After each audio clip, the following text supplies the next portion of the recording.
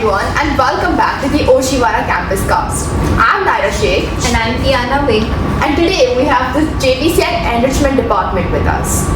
The Enrichment Department is a team of counselors and special educators. We have Ms. Geeta, who is the head of the department, along with the counselors, Ms. Shrishti, Ms. Tasneem, and Ms. Rajvi. Our topic for today is self-esteem and body image.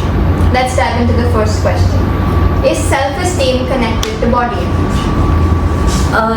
Yeah, I think the two are definitely connected. Think about it.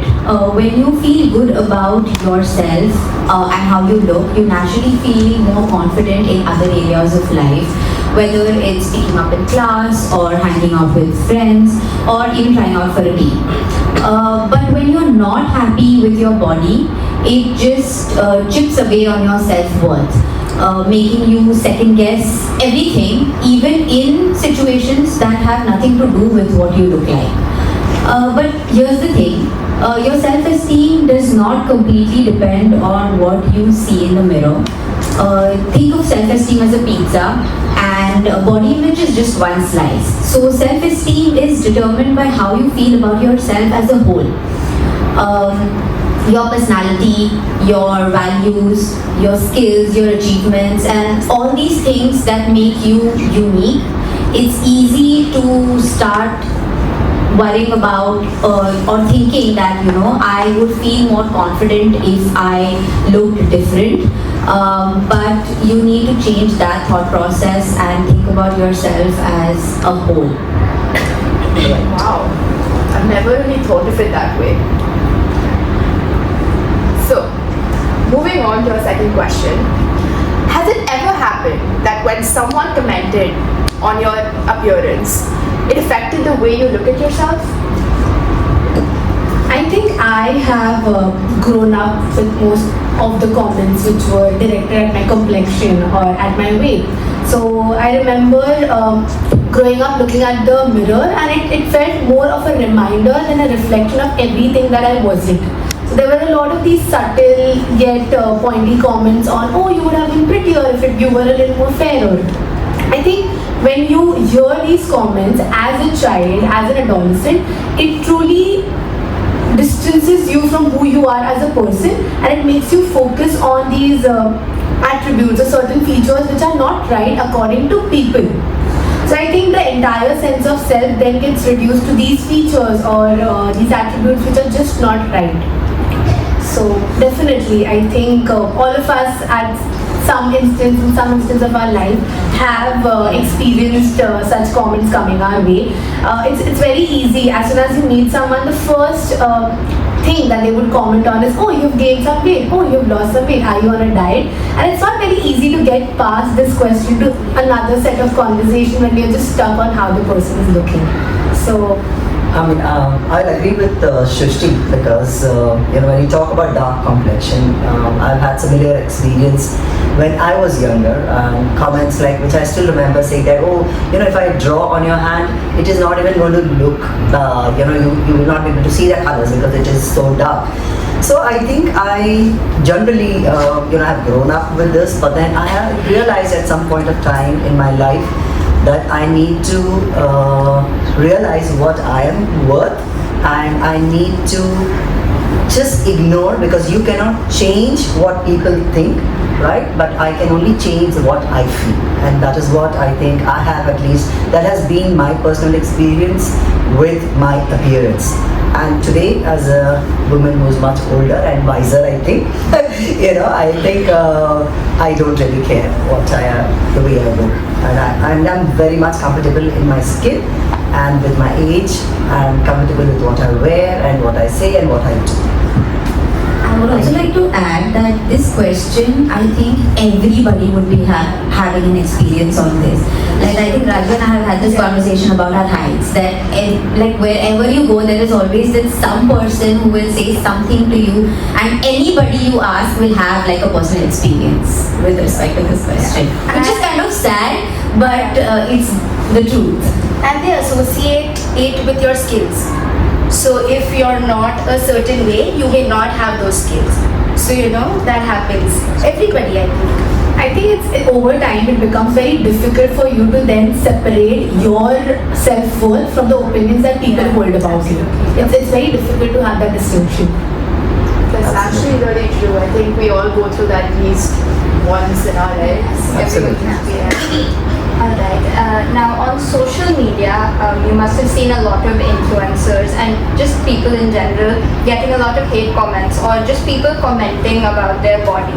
And these are uninvited comments really. It's not some kind of feedback that people are giving, it's just hate. So what role do you think social media plays in influencing one's self-esteem and body image? So social media, as we all know, sets very unrealistic, standards. The, reels that we see, there are filters on it. TikTok, Instagram, Snapchat, we use that to hide our acne or, show that we have a natural blush sort of complexion, we are fairer. And that actually, leads teenagers to feel, especially teens, that, I need to be a certain way. During teenage years, we are going through that phase wherein we are changing, we are turning into adults. There are a lot of internal changes that are happening, and no two individuals are same at that time. And when you see it online, you start comparing and you feel that that is the only standard way of being. For adults, if you go to see, they have other, comparisons that they would start having on social media. That I need to look younger than my age. You're not 40, you look much younger, and that everybody takes it as a compliment. It maybe, but there are other people who start, feeling that I look older than my age or I look like my age, and that is something that leads to low self-esteem. And I think in today's time, what I have seen and what we deal with on daily basis, in the school as school counselors or as a part of our department, is that we have lost the sense of what is fake and what is reality. We are walking on a very, very thin line, and we are not able to discern, okay, where are we? So I think it's time that people started really looking at things and try to be able to take a stand and stay true to themselves. I think that is so important. Absolutely. Me versus here, Absolutely. It's also the way the content on social media is received. So when these influencers post these pictures being ultra glamorous or in a size 0, they receive a lot of love too sometimes, and it becomes very rewarding to see that if I am of XYZ shape, or if I am of this beauty standard, this is what will come my way too. So it's very easy to assume that this is a very straight association when in most instances it's not. And most of the time, I don't think any of us really realize this, but when we're like pretending to be someone else, Yes. or when we're, let's say, like if I'm scrolling through a reel and I want to be someone, or I want to be thinner, I want to be, I don't know, like fairer, I want to have a glow, we're just pretending to be someone else. Absolutely. And we don't realize it, but we're all just becoming one person. Exactly. We don't have anything unique about us left. So true.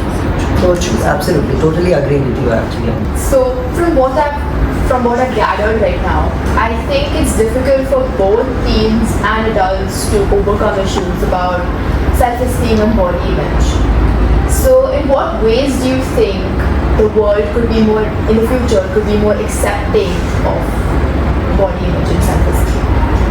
That's a loaded one. And we have such a long way to go. Because let's be real, it's not always easy to be self-accepting.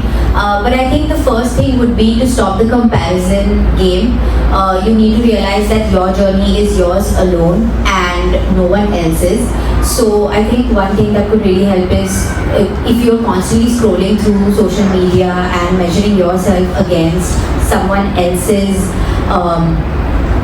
proportions or the way they look, I think that's a trap. So what we need to work largely towards is surrounding yourself with people who uplift you and constantly following media that also see what you watch, the algorithm feeds it, right? So the more you watch that, the more it's going to feed into your subconscious. So I think what you need to do is constantly consume content also that helps you feel better about yourself. I think the other most important thing is to shift your focus from what your body looks like to what your body can do. Can your body run? Can your body dance? Can your body create art? It helps you be more compassionate towards your body, and that's what matters, right? At the end of the day, if you're able to do things.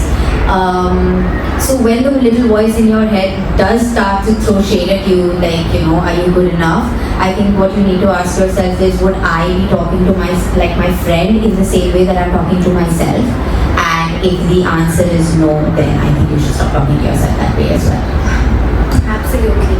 Also, I would like you all to imagine that you have a backpack with a lot of important things in it. It could be your values, experiences, humor, skills, interests, and a lot of other skills that you have. And when you meet somebody and they comment that your backpack is not of a nice color, how would you feel? They would say that your backpack is too small, or it doesn't, hold a lot of things. How does that sound? Ridiculous, right? So that way your body has a lot of things. You yourself are just not, centered on the way that you look. It's a lot of other things. So can we change the way we talk to others and ourselves? Can we, when we meet others, can we say that, you look happy, or comment on their skills or their talents rather than, associating or just sticking to how they look physically? And also the perceptions that we have in our mind, to challenge them every single day, and also to challenge the beauty standards that we see online, and have those conversations with others, your peers at home. And I think if we all started working that way, then the world would be a much, much better place. 100%. I think just something that I read a few days ago. So let's say you're listening to a song and you don't like it, so you change the song. You go out to buy some new shoes. You are trying out some shoes. Shoes don't fit, so you change the shoes. But let's say you're wearing a new top and it doesn't look good. The first thought is, why do I look this way? You can't change your body. But the thought is, I need to change myself. So I think that's where there's that one moment of vulnerability which is very powerful, and in that moment you have a choice about how do you want to talk to yourself and how do you want that conversation. Exactly related to this is what I heard, what I read was that clothes are designed to fit you, you are not designed to fit clothes. Yeah. So at the end of the day, you have to buy things that fit you better, that's all. I think I've personally experienced this. If I don't like something, I probably comment on how I look or how my body is, but I would never think about it in a way that, oh, maybe the shirt or the t-shirt isn't just good or it's not fit for me. Exactly, that's all of us. Just the idea that there are so many sizes for a reason doesn't really, it does, but in that moment, that time it's just self-criticism. Exactly. So I think, at least I think the philosophy then that we need to follow is that, okay, let me not look for a shoe that fits everyone. I'm going to look for a shoe that's going to fit only me. I think that's so important to know this. Thank you for tuning in to the Oshibara Campus Cast. Please like and follow. This is Tiana Wick And Naira Sheikh, signing out.